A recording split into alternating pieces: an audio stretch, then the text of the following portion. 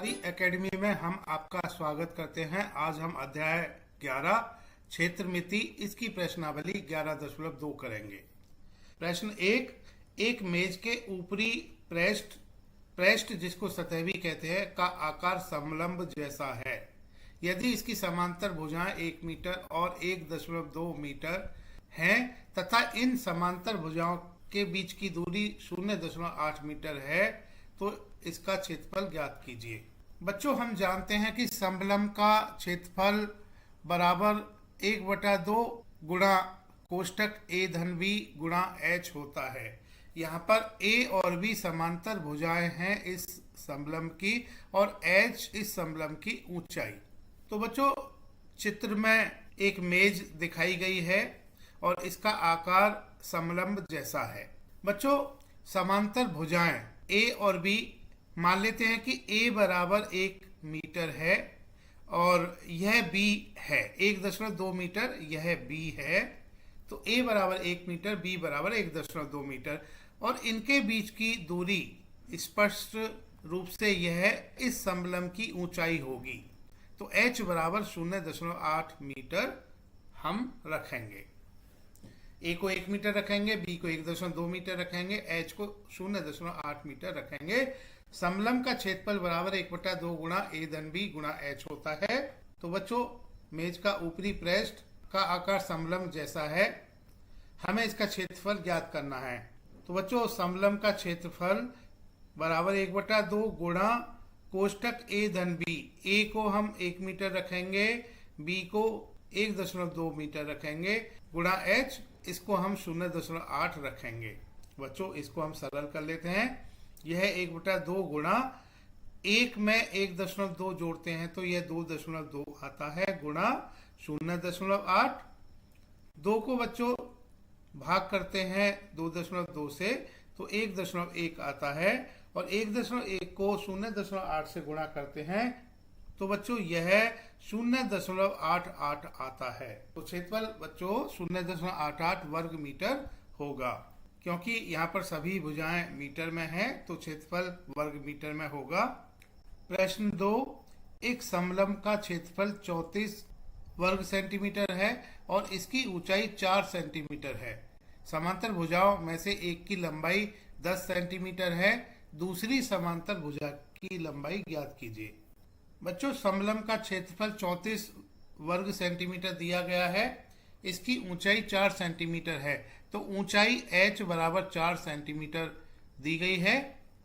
समांतर भुजाओं में से एक की लंबाई 10 सेंटीमीटर है। तो बच्चों, समांतर भुजाओं को हम a और b मानते हैं तो एक भुजा a बराबर 10 सेंटीमीटर दी गई है। दूसरी समांतर भुजा की लंबाई ज्ञात कीजिए।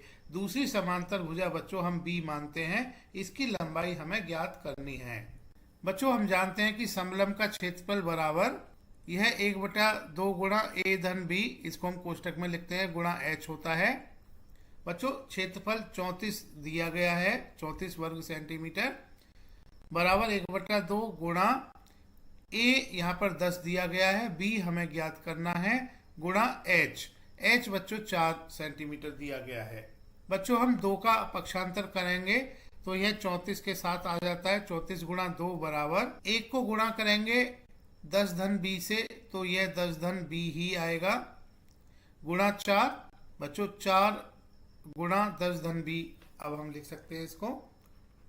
34 में 2 की गुणा करते हैं तो यह 68 आता है बराबर 4 को 10 से गुणा करेंगे धन 4 को b से गुणा करेंगे।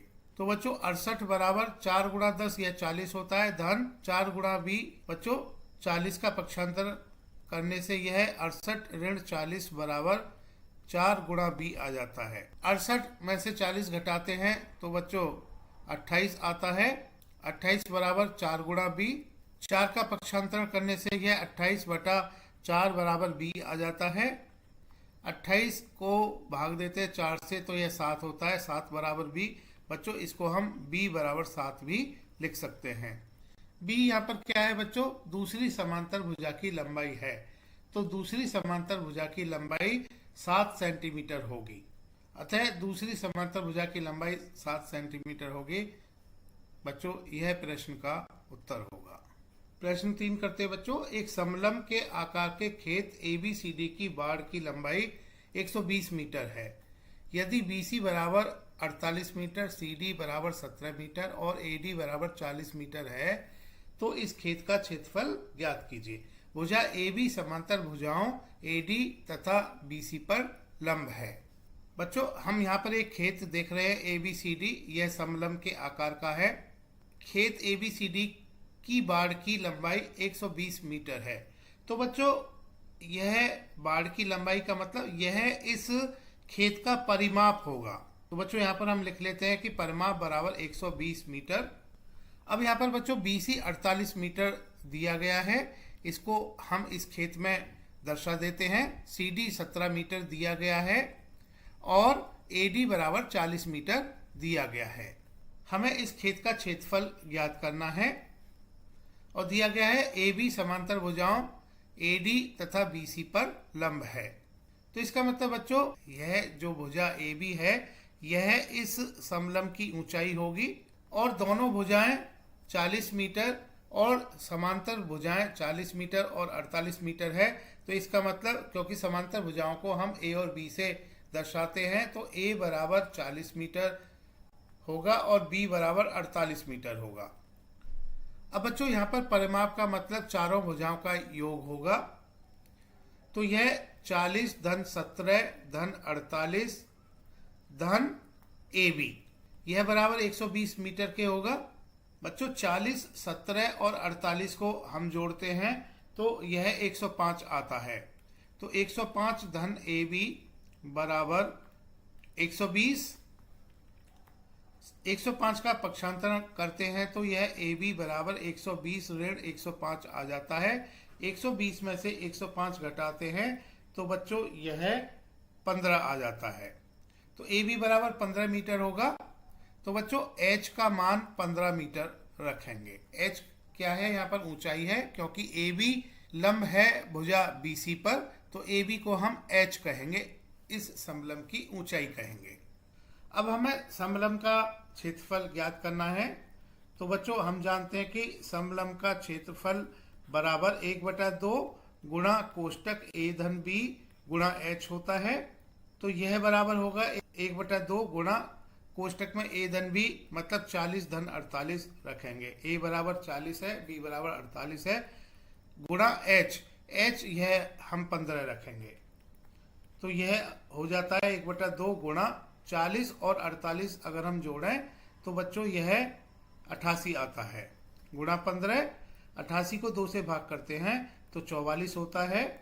44 गुणा 15 गुणा 1, 44 गुणा 1 44 होता है और 44 गुणा 15 बराबर 660 होगा। तो बच्चों क्षेत्रफल 660 वर्ग मीटर होगा। खेत का क्षेत्रफल बच्चों हमें ज्ञात करना है, तो खेत का क्षेत्रफल बराबर 660 वर्ग मीटर होगा। बच्चों यह इस प्रश्न का उत्तर होगा। प्रश्न 4 करते हैं। इसमें दिया गया है एक चतुर्भुज आकार के खेत का विकर्ण 24 मीटर है और शेष सम्मुख शीर्षों से इस विकर्ण पर खींचे गए लंब 8 मीटर एवं 13 मीटर हैं। खेत का क्षेत्रफल ज्ञात कीजिए। बच्चों इस खेत को हम यहाँ पर जो चित्र दिया गया है इसमें देख रहे हैं और इसका विकर्ण 24 मीटर दिया गया है। बच्चों यहाँ पर यह जो विकर्ण है यह 24 मीटर दिया गया है और इन विकर्णों पर खींचे गए लंब बच्चों एक 13 मीटर है और एक 8 मीटर है। खेत का क्षेत्रफल हमें ज्ञात करना है।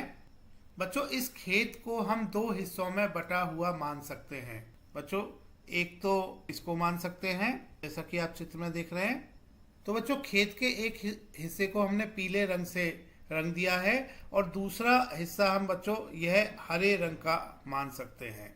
तो बच्चों इस तरह से हम क्षेत्रफल, पहले क्षेत्रफल और दूसरे क्षेत्रफल को अगर हम ज्ञात कर लेते हैं, दोनों को हम जोड़ लेंगे तो हमें पूरा क्षेत्रफल ज्ञात हो जाएगा खेत का।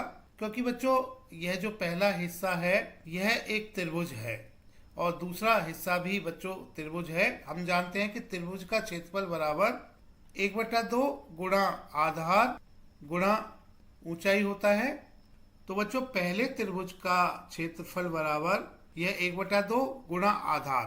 आधार बच्चों यहाँ पर 24 मीटर होगा और गुणा ऊंचाई, इसकी ऊंचाई 13 मीटर होगी। बच्चों इसको हम सरल कर लेते हैं, 24 को 2 से भाग करते हैं तो 12 आता है और 12 गुणा 13 बराबर यह 156 होता है।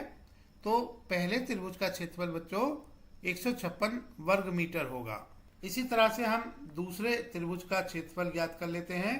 तो बच्चों दूसरे त्रिभुज का क्षेत्रफल बराबर यह 1/2 गुणा आधार यहाँ पर 24 मीटर ही होगा और दूसरे त्रिभुज की ऊंचाई 8 मीटर होगी। तो यहाँ पर 8 मीटर रख लेते हैं दूसरे त्रिभुज की ऊंचाई। 24 को 2 से भाग करते हैं तो 12 आता है और 12 को 8 से गुणा करते हैं तो यह 96 आता है। तो बच्चों दूसरे त्रिभुज का क्षेत्रफल 96 वर्ग मीटर होगा। तो बच्चों खेत का क्षेत्रफल बराबर, इसको ज्ञात करने के लिए हमें दोनों का क्षेत्रफल जोड़ना होगा। तो बच्चों यह 156 धन 96 वर्ग मीटर होगा। 156 में 96 जोड़ते हैं तो यह 252 आता है। तो पूरे खेत का क्षेत्रफल बराबर यह 252 वर्ग मीटर होगा। बच्चों यह इस प्रश्न का उत्तर होगा। चलिए बच्चों प्रश्न 5 करते हैं। इसमें दिया गया है किसी समचतुर्भुज के विकर्ण 7.5 सेंटीमीटर एवं 12 सेंटीमीटर हैं, इसका क्षेत्रफल ज्ञात कीजिए। बच्चों समचतुर्भुज के विकर्ण को हम D1 और D2 कहते हैं। इनको हम D1 D2 से दर्शाते हैं। बच्चों समचतुर्भुज की सभी भुजाएं बराबर होती हैं और इनके जो विकर्ण हैं जैसा कि आप चित्र में देख रहे हैं, एक विकर्ण को हम D1 और दूसरे विकर्ण को हम D2 से दर्शाते हैं। तो यहाँ पर दोनों विकर्ण दिए गए हैं तो हम मान लेते हैं कि D1 बराबर 7.5 सेंटीमीटर है और D2 बराबर 12 सेंटीमीटर है। इसका क्षेत्रफल ज्ञात कीजिए। बच्चों समचतुर्भुज का क्षेत्रफल हम जानते हैं कि यह 1/2 गुणा D1 गुणा D2 होता है। यहाँ पर हम D1 और D2 का मान रख लेते हैं। तो बच्चों क्षेत्रफल बराबर 1/2 गुणा D1 को 7.5 रख लेते हैं, D2 को 12 रख लेते हैं। क्योंकि विकर्ण सेंटीमीटर में दिए गए हैं तो बच्चों क्षेत्रफल वर्ग सेंटीमीटर में होगा। 1/2 गुणा 7.5 गुणा 12, इसको सरल कर लेते हैं। 12 को 2 से भाग करते हैं तो 6 आता है। 6 को 7.5 से गुणा करेंगे तो बच्चों यह 45 आता है और 45 गुणा 1 बराबर 45। तो बच्चों इस समचतुर्भुज का क्षेत्रफल 45 वर्ग सेंटीमीटर होगा। बच्चों यह इस प्रश्न का उत्तर होगा। प्रश्न 6, एक समचतुर्भुज का क्षेत्रफल ज्ञात कीजिए जिसकी भुजा 6 सेंटीमीटर और शीर्षलंब 4 सेंटीमीटर है। यदि एक विकर्ण की लंबाई 8 सेंटीमीटर है तो दूसरे विकर्ण की लंबाई ज्ञात कीजिए। बच्चों यहाँ पर यह ज्ञात है, गेट नहीं है। तो हमें समचतुर्भुज का क्षेत्रफल ज्ञात करना है। बच्चों हम जानते हैं कि जो समचतुर्भुज है यह समांतर चतुर्भुज ही होता है और हम जानते हैं कि समांतर चतुर्भुज का क्षेत्रफल यह बच्चों 1/2 गुणा कोष्टक A धन B गुणा H होता है। A और B समांतर चतुर्भुज की समांतर भुजाएं हैं और H ऊंचाई है। बच्चों शीर्षलंब को हम H कह सकते हैं। शीर्षलंब ऊंचाई होता है समांतर चतुर्भुज का। तो बच्चों H बराबर 4 सेंटीमीटर होगा। अब बच्चों जिसकी भुजा 6 सेंटीमीटर दी गई है तो भुजा A और B दोनों 6 सेंटीमीटर ही होंगी, क्योंकि समचतुर्भुज ऐसा समांतर चतुर्भुज है जिसकी सभी भुजाएं बराबर हैं। तो यहाँ पर A और B दोनों भुजाओं को हम दोनों समांतर भुजाओं को यह 6 सेंटीमीटर लेंगे। शीर्षलंब का मतलब इसकी ऊंचाई यह 4 सेंटीमीटर लेंगे। अब यहाँ पर यह भी कहा गया है अगर यदि एक विकर्ण की लंबाई 8 सेंटीमीटर है, हम मान लेते हैं कि यह D1 है और यह 8 सेंटीमीटर है, D1 बराबर 8 सेंटीमीटर, तो दूसरे विकर्ण की लंबाई ज्ञात कीजिए। दूसरा विकर्ण बच्चों हमें D2 ज्ञात करना है। तो बच्चों पहले तो हम इस समचतुर्भुज का समांतर चतुर्भुज का क्षेत्रफल ज्ञात कर लेते हैं। यह 1/2 गुणा A धन B, ए और बी 6 रखेंगे हम, तो 6 धन 6 गुणा एच, एच को हम 4 रखेंगे, तो यह 1/2 गुणा 6 धन 6 यह 12 होता है, गुणा 4। 12 को 2 से भाग करते हैं तो यह 6 आ जाता है। तो बच्चों 1 गुणा 6 6 होता है, 6 गुणा 4 बराबर 24 होता है। क्योंकि भुजा शीर्षलंब सेंटीमीटर में दिया गया है तो क्षेत्रफल 24 वर्ग सेंटीमीटर होगा। अब बच्चों हम यह भी जानते हैं कि जो क्षेत्रफल है इस समचतुर्भुज का या समांतर चतुर्भुज का, क्योंकि समचतुर्भुज समांतर चतुर्भुज भी होता है जिसकी सभी भुजाएं बराबर होती हैं, तो इसका क्षेत्रफल बराबर 1/2 गुणा d1 गुणा d2 भी होगा। तो यहाँ पर हम लिख लेते हैं कि क्षेत्रफल के लिए हम 1/2 गुणा d1 गुणा d2 लिख सकते हैं। क्षेत्रफल हमने ज्ञात कर लिया है, यह 24 वर्ग सेंटीमीटर है, बराबर 1/2 गुणा d1 हमें 8 सेंटीमीटर दिया गया है, d2 हमें ज्ञात करना है। तो बच्चों यहाँ पर हम 2 का पक्षांतर कर लेते हैं, तो यह 24 गुणा 2 बराबर 8 गुणा d2 हो जाता है। अब हम इसको 8 गुणा d2 बराबर 24 गुणा 2 भी लिख सकते हैं। तो इस तरह से 8 का पक्षांतर करने से d2 बराबर 24 गुणा 2 बटा 8 हो जाता है। 24 को 8 से भाग देते हैं तो बच्चों यह 3 आता है, और 3 गुणा 2 बराबर 6 होता है, तो d2 बराबर 6 होगा, और यह सेंटीमीटर में होगा, तो d2 बराबर 6 सेंटीमीटर होगा। दूसरे विकर्ण की लंबाई ज्ञात करनी है, यह हमने ज्ञात कर ली है, अतः दूसरे विकर्ण की लंबाई 6 सेंटीमीटर होगी। बच्चों यह इस प्रश्न का उत्तर होगा। प्रश्न 7, किसी भवन के फर्श में समचतुर्भुज के आकार की 3000 टाइलें हैं और इनमें से प्रत्येक के विकर्ण 45 सेंटीमीटर और 30 सेंटीमीटर लंबाई के हैं। 4 रुपए प्रति वर्ग मीटर की दर से इस फर्श को पॉलिश करने का व्यय ज्ञात कीजिए। बच्चों जो फर्श की टाइलें हैं यह समचतुर्भुज के आकार की टाइलें हैं और 3000 टाइलें दी गई हैं। इनमें से प्रत्येक के विकर्ण 45 सेंटीमीटर और 30 सेंटीमीटर हैं, तो एक विकर्ण को हम d1 कहेंगे, दूसरे विकर्ण को d2 कहेंगे। d1 बच्चों 45 सेंटीमीटर है और d2 बच्चों 30 सेंटीमीटर है। तो यहाँ पर लिख लेते हैं, फर्श समचतुर्भुज के आकार की 3000 टाइलें इसमें हैं।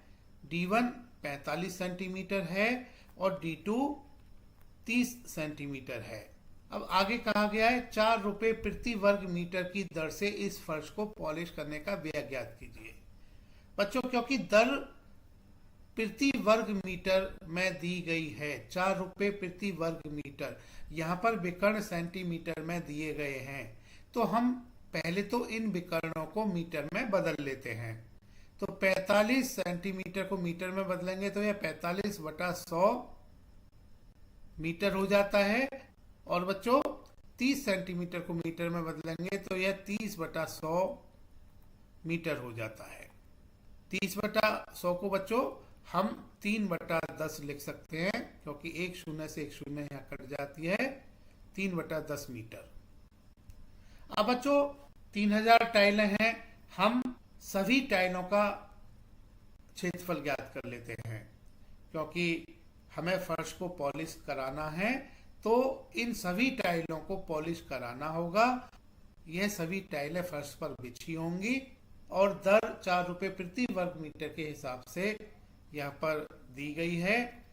तो सभी टाइलों के जो क्षेत्रफल होगा इनको हम 4 रुपए प्रति वर्ग मीटर से गुणा करेंगे तो हमें पॉलिश करने का कुल व्यय ज्ञात हो जाएगा। तो बच्चों सबसे पहले हम एक टाइल का क्षेत्रफल ज्ञात कर लेते हैं। बच्चों क्योंकि टाइल समचतुर्भुज के आकार की है तो इसका क्षेत्रफल बच्चों 1/2 गुणा d1 गुणा d2 होगा। तो यह 1/2 गुणा d1 45 सेंटीमीटर है और d2 30 सेंटीमीटर है। इनको हमने बदल लिया है 45/100 और 30/100 में। 30/100 को हम 3/10 भी लिख सकते हैं। तो बच्चों ये 1/2 गुणा 45/100 गुणा 3/10 होगा। तो बच्चों इसको हम 45 गुणा 3/2 गुणा 1000 लिखेंगे। एक टाइल का क्षेत्रफल हमने ज्ञात कर लिया है। बच्चों हमें 3000 टाइल का क्षेत्रफल निकालना होगा। 3000 टाइलों का क्षेत्रफल बराबर, इसको ज्ञात करने के लिए हम 3000 को एक टाइल के क्षेत्रफल से गुणा कर लेते हैं। तो यह 45 गुणा 3 गुणा 3000 बटा 2 गुणा 1000 होगा। 3 शून्य से 3 शून्य कट जाती हैं। तो बच्चों यह 45 गुणा 3 गुणा 3, यह 45 गुणा 3 गुणा 3 9 होता है बटा 2 वर्ग मीटर होगा। अब बच्चों यहाँ पर दर दी गई है 4 रुपए प्रति वर्ग मीटर। बच्चों फर्श को पॉलिश करने का व्यय, इसको ज्ञात करने के लिए हमें जो कुल क्षेत्रफल है 45 गुणा 9 बटा 2, इसको हमें गुणा करना होगा दर से। दर 4 प्रति वर्ग मीटर दी गई है। तो बच्चों फर्श को पॉलिश करने का व्यय बराबर 45 गुणा 9 बटा 2 गुणा 4 होगा। 4 को 2 से भाग करते हैं तो 2 आता है। अब बच्चों 45 गुणा 2 बराबर यह 90 होता है। 90 गुणा 9 बराबर यह 810 होता है। तो फर्श को पॉलिश करने का कुल व्यय 810 रुपए होगा। बच्चों यह इस प्रश्न का उत्तर होगा। प्रश्न 8, मोहन एक समलंब के आकार का खेत खरीदना चाहता है।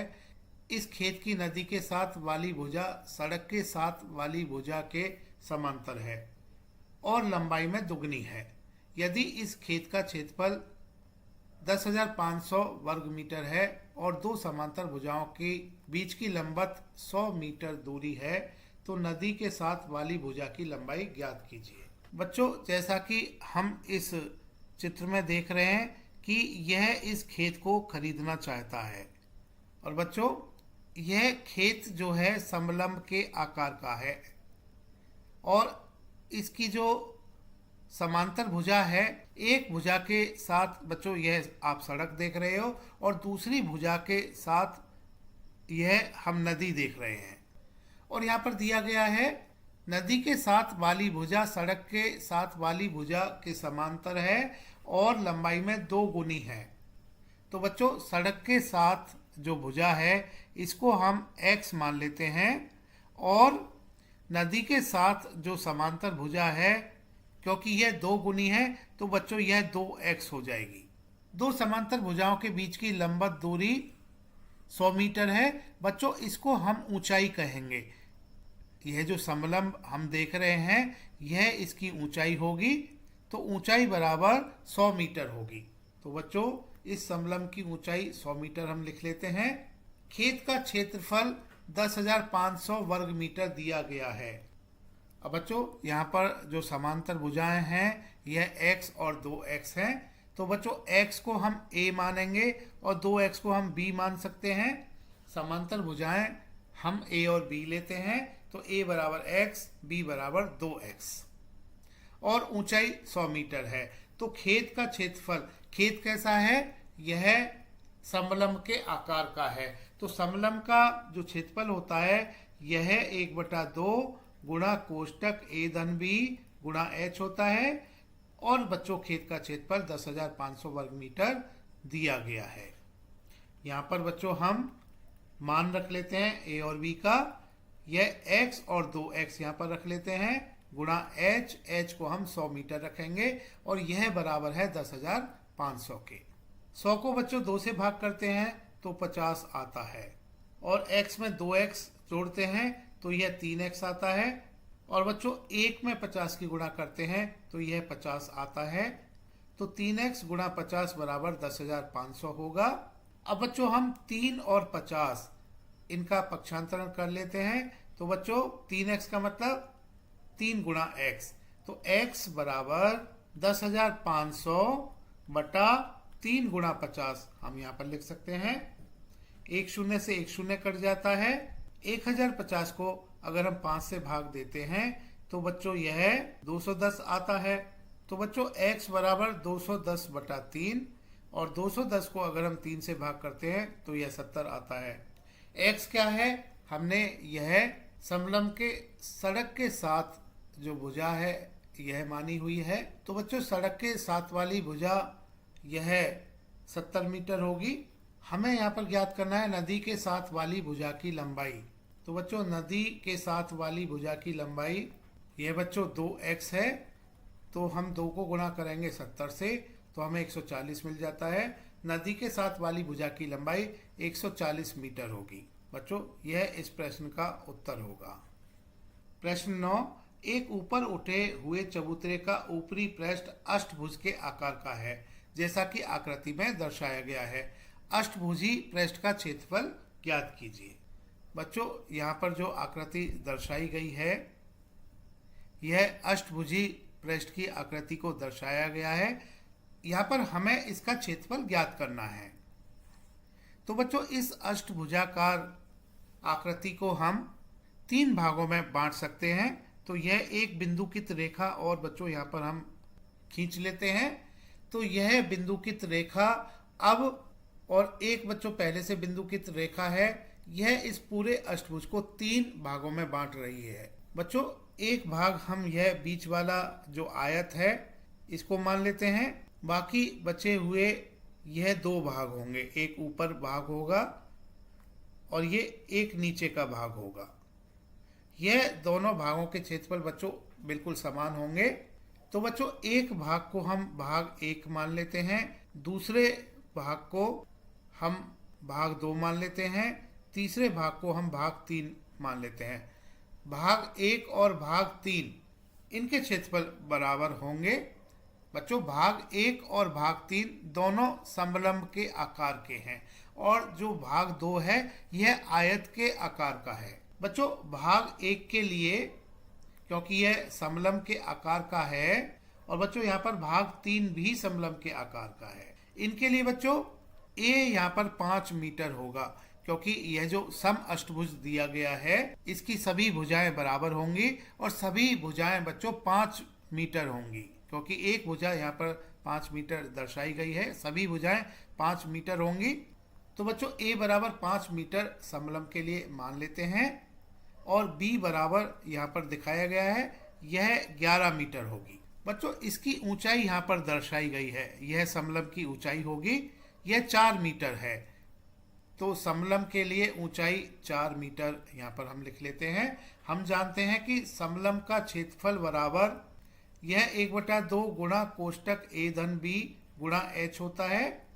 बच्चों यह क्षेत्रफल आकृति 1 या आकृति 3 का हो सकता है। भाग 1 या भाग 3 का क्षेत्रफल बराबर, क्योंकि यह दोनों समलंब के आकार के हैं, इनके क्षेत्रफल बराबर होंगे। यह 1/2 गुणा a धन b गुणा h होंगे। अब यहाँ पर a, b और h के मान रख लेते हैं। a को 5 मीटर और b को 11 मीटर रख लेते हैं, h को 4 मीटर रख लेते हैं। तो क्षेत्रफल बराबर 1/2 गुणा कोष्टक 5 धन 11 गुणा 4 होगा। इसको सरल कर लेते हैं। 1/2 गुणा 5 धन 11 यह 16 होता है गुणा 4, 16 को 2 से भाग देते हैं 8 आता है, 1 गुणा 8 8 होता है, 8 गुणा 4 32 होता है। तो बच्चों भाग 1 का क्षेत्रफल और भाग 3 का क्षेत्रफल यह दोनों बराबर होंगे और यह 32 वर्ग मीटर होगा, क्योंकि भुजाएं मीटर में है तो क्षेत्रफल वर्ग मीटर में होगा। अब हम बच्चों भाग 2 का क्षेत्रफल ज्ञात करेंगे। बच्चों क्योंकि भाग 2 आयत है, आयत का क्षेत्रफल लंबाई गुणा चौड़ाई होता है और लंबाई यहाँ पर 11 मीटर है, चौड़ाई 5 मीटर है, तो 11 गुणा 5 55 वर्ग मीटर होगा। तो बच्चों क्योंकि यहाँ पूछा गया है अष्टभुजी पृष्ठ का क्षेत्रफल, अष्टभुजी पृष्ठ का क्षेत्रफल बराबर भाग 1 धन भाग 2 धन भाग 3 का क्षेत्रफल। बच्चों भाग 1 का क्षेत्रफल 32 है, भाग 2 का 55 है, भाग 3 का क्षेत्रफल 32 है। 32 धन 32 64 होता है, 64 में 55 जोड़ते हैं तो यह 119 आ जाता है। तो बच्चों अष्टभुजी पृष्ठ का क्षेत्रफल यह 119 वर्ग मीटर होगा। यह इस प्रश्न का उत्तर होगा। प्रश्न 10, एक पंचभुज आकार का बगीचा है जैसा कि आकृति में दर्शाया गया है। इसका क्षेत्रफल ज्ञात करने के लिए ज्योति और कविता ने इसे 2 विभिन्न तरीकों से विभाजित किया। दोनों तरीकों का उपयोग करते हुए बगीचे का क्षेत्रफल ज्ञात कीजिए। क्या आप इसका क्षेत्रफल ज्ञात करने की कोई और विधि बता सकते हैं? बच्चों एक पंचभुज आकार का बगीचा हम इस आकृति में देख रहे हैं। ज्योति और कविता दोनों सहेलियां हैं। इन्होंने इसका क्षेत्रफल ज्ञात करने के लिए इस बगीचे को दो तरीके से विभाजित किया। तो बच्चों यहाँ पर यह हम ज्योति का आरेख देख रहे हैं। इसने इसको इस तरह से विभाजित किया है, ऊंचाई में इसको विभाजित किया है, और कविता ने इसको लंबाई में विभाजित किया है। यह हम बिंदुकित रेखाएं यहाँ देख रहे हैं। यह बिंदुकित रेखाएं इस पंचभुज को दो भागों में विभाजित कर रही हैं। अब यहाँ पर यह पूछा गया है, दोनों तरीकों का उपयोग करते हुए इस बगीचे का क्षेत्रफल ज्ञात कीजिए। मतलब ज्योति ने जैसे इसको विभाजित किया, जिस तरीके से किया, उसके आधार पर क्षेत्रफल ज्ञात करना है। इसी तरह से कविता ने जो इसको विभाजित किया है, उसके आधार पर इसका क्षेत्रफल ज्ञात करना है। तो बच्चों हम पहले ज्योति का आरेख से ज्ञात कर लेते हैं क्षेत्रफल।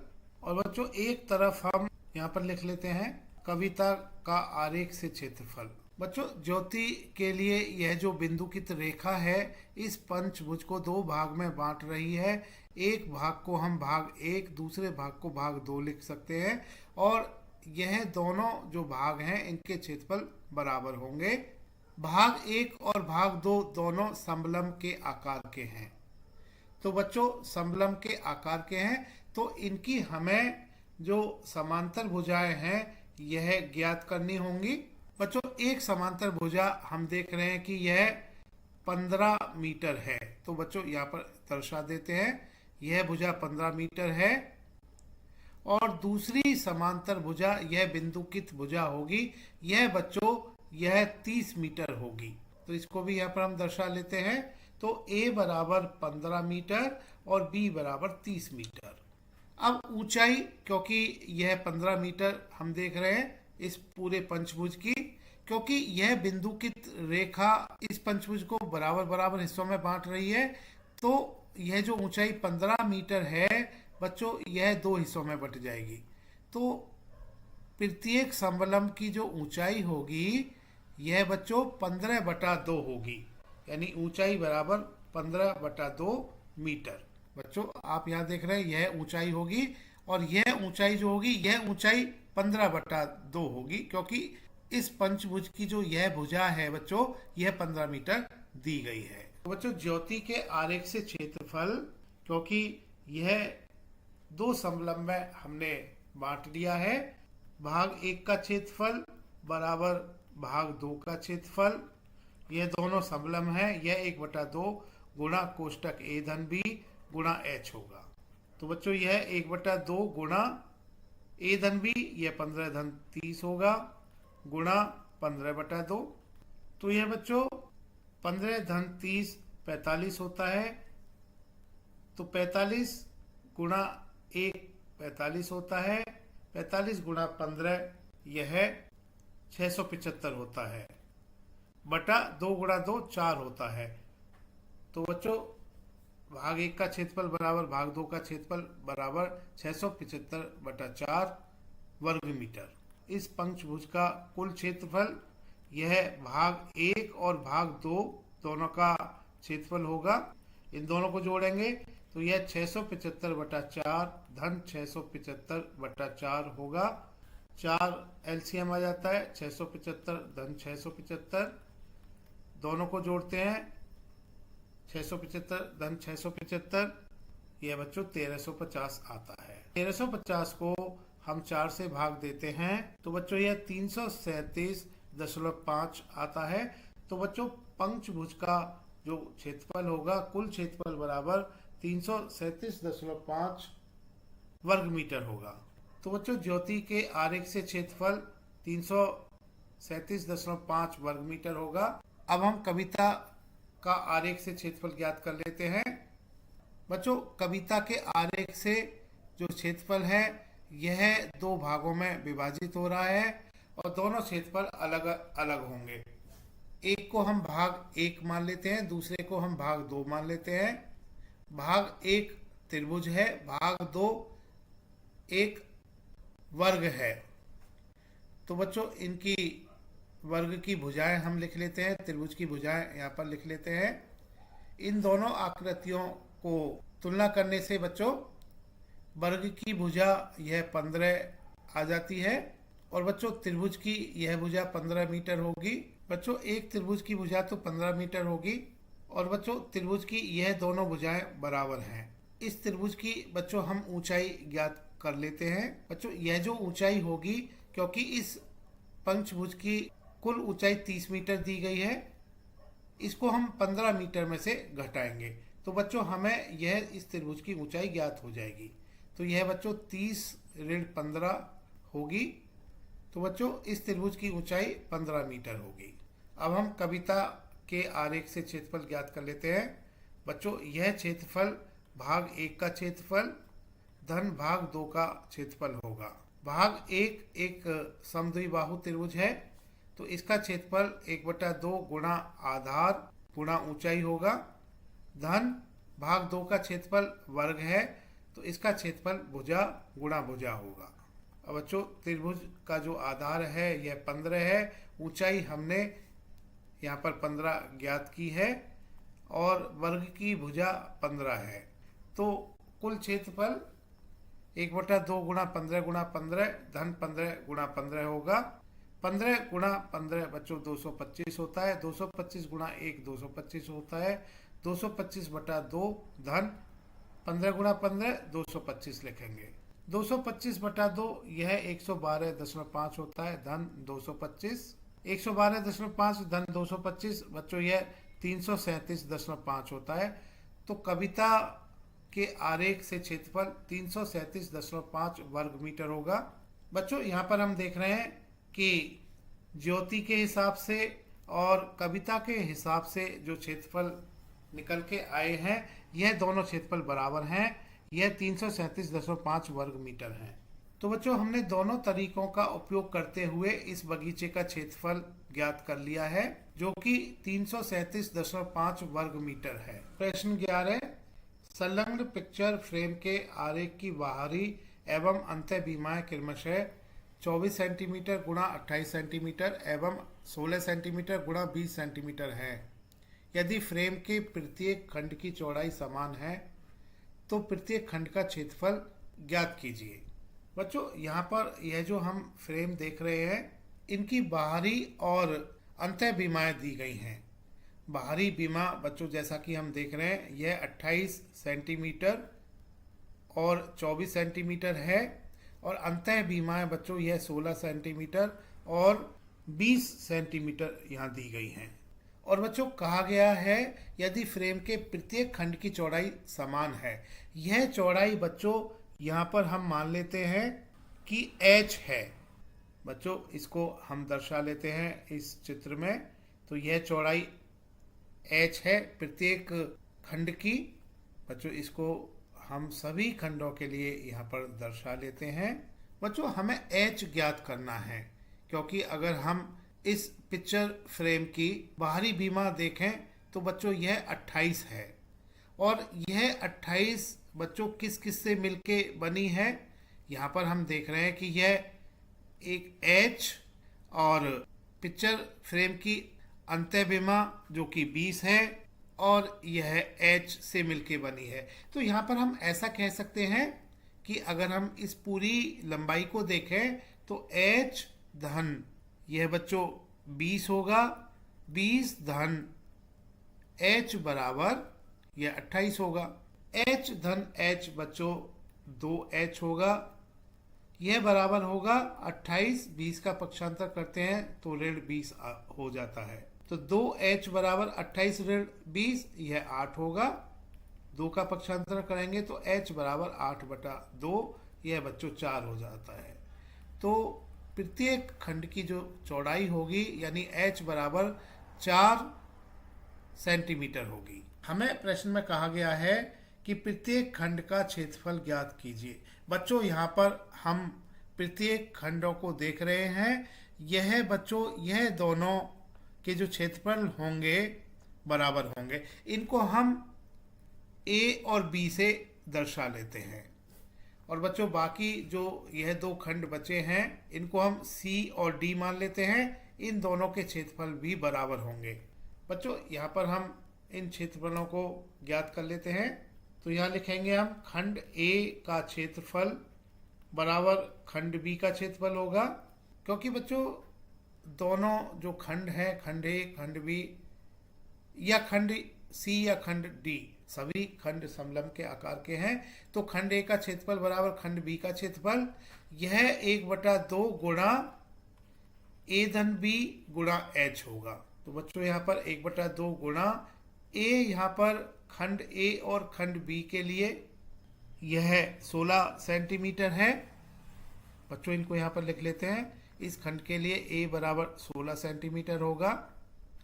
यह बच्चों जैसा कि आप देख रहे हैं, यह ए होगा और यह बी होगा, और बी बराबर 24 सेंटीमीटर यहाँ पर हम लेंगे। तो यहाँ पर 16 धन 24 लिखेंगे ए धन बी को, गुणा एच, एच 4 हमें लेना होगा। सभी लंबाइयाँ सेंटीमीटर में दी गई हैं। 4 को 2 से भाग करते हैं बच्चों, 2 आता है। 16 धन 24 यह है 40 होता है। 40 गुणा 1 40 होता है, गुणा 2, 40 में 2 की गुणा करते हैं तो बच्चों यह 80 आता है। तो खंड ए का क्षेत्रफल बराबर खंड बी का क्षेत्रफल, यह 80 वर्ग सेंटीमीटर होगा। इसी तरह से बच्चों हम खंड सी का क्षेत्रफल और खंड डी का क्षेत्रफल ज्ञात कर लेते हैं। दोनों के क्षेत्रफल बराबर होंगे, और यह बच्चों 1/2 गुणा ए धन बी। बच्चों ए यहाँ पर भाग सी और भाग डी के लिए, बच्चों ए जैसा कि आप देख रहे हैं कि यह 20 सेंटीमीटर होगा, और बी बच्चों यह 28 सेंटीमीटर होगा। तो ए 20 सेंटीमीटर रखेंगे और बी को 28 सेंटीमीटर रखेंगे। तो 1/2 गुणा ए धन बी, यह 20 धन 28 होगा, गुणा एच, एच बच्चों 4 सेंटीमीटर लेना होगा। 4 को 2 से भाग करते हैं तो 2 आता है। 20 धन 28 यह 48 होता है। 48 गुणा 1 48 होता है, गुणा 2, 48 को 2 से गुणा करते हैं तो ये 96 आता है। क्योंकि सभी भुजाएं सेंटीमीटर में हैं, तो खंड सी का क्षेत्रफल बराबर खंड डी का क्षेत्रफल, यह 96 वर्ग सेंटीमीटर होगा। प्रत्येक खंड का क्षेत्रफल ज्ञात कीजिए। यह हमने बच्चों ज्ञात कर लिया है। खंड ए का क्षेत्रफल बराबर खंड बी का क्षेत्रफल, यह 80 वर्ग सेंटीमीटर होगा। बच्चों एक उत्तर तो यह होगा, और खंड सी का क्षेत्रफल बराबर खंड डी का क्षेत्रफल, यह 96 वर्ग सेंटीमीटर होगा। बच्चों एक उत्तर यह होगा। बच्चों तिवारी एकेडमी की इस वीडियो को देखने के लिए धन्यवाद।